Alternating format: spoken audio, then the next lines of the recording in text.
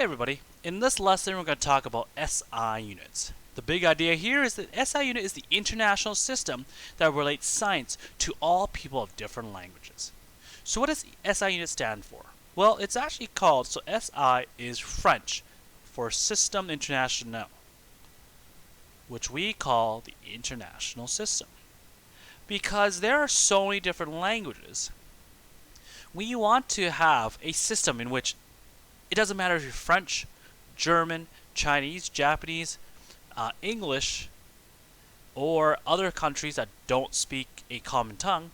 You want a place or a way in which they can all understand science the same way. And that's what the SI unit is. So what the SI unit uses is that it uses what we call base unit plus a prefix to modify its magnitude. So what are some base units that we have? Well, we talk about these main ones mostly in around the world. We have a base unit for length, and that length is called the meter. And the meter symbol is lowercase m. Mass is grams. Now really it is kilogram, but we're going to keep it as gram for this class. And the symbol for it is G. Time is in seconds, and the symbol for that is S. Volume is liters, and the liter is represented by the capital L. Density is two of them. We have two units. We have either grams per milliliter or grams per centimeters cubed. So in this case, we're using what we call prefix to talk about milliliter and centimeter in this case. The last one is the amount of substance, which the unit is called the mole, which we'll go into. It's a whole unit in this course. The symbol is mole without the E, so it's MOL.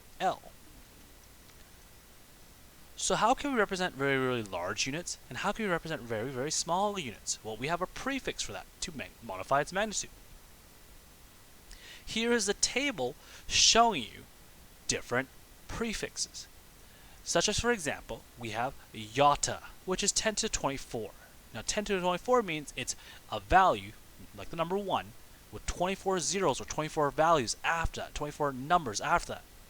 You might have heard of some more common ones, like, for example, kilo, or centi, or milli, or micro. Those are pretty common ones.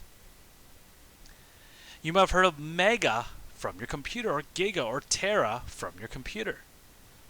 So those are very, very common ones. So how do we read these prefixes? Well, let's look at, for example, let's look at kilo. What kilo reads is 10 to the 3. What 10 to the 3 means is 10 times 10 times 10, which is 1,000.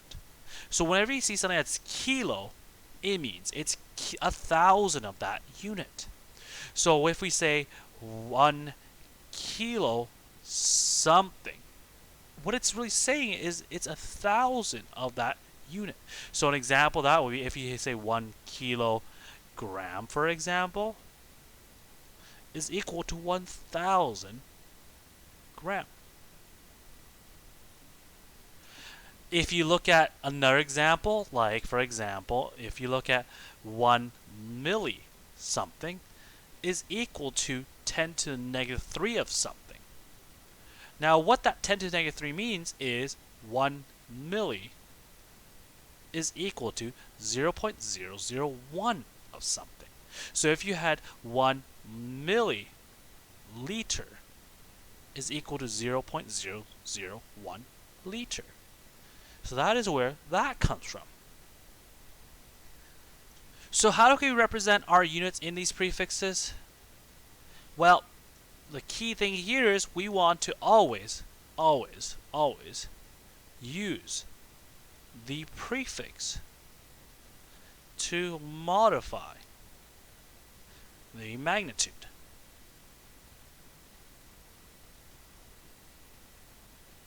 To be the best representation. Like, for example, if you had, let's say, for example, 1,000,000 liters, you could easily turn this into, well, this is actually 1 megaliter. So it's a better representation in a sense. When you say 1 megaliter, it's a lot easier to tell someone that is 1,000,000 liters. So what are the prefixes we need to know then? Well, for this class, I really want you to know by heart, if possible, mega, kilo, centi, milli, and micro. Why am I saying remember these ones? These are the ones you probably come across the most. And if you're able to know them by heart, what that means is you will know that you could convert really quickly with them. Also, what I want you to know is 1 milliliter is equal to 1 centimeters cubed. What really that means is, it means you have a box that is 1 centimeter by 1 centimeter by 1 centimeter. That's what 1 milliliter is. I also want you to know that 1 long ton, we call it, is equal to 1,000 kilograms. So that's the conclusion of our lesson. As always, make sure you keep yourself safe and healthy, and I'll see you soon.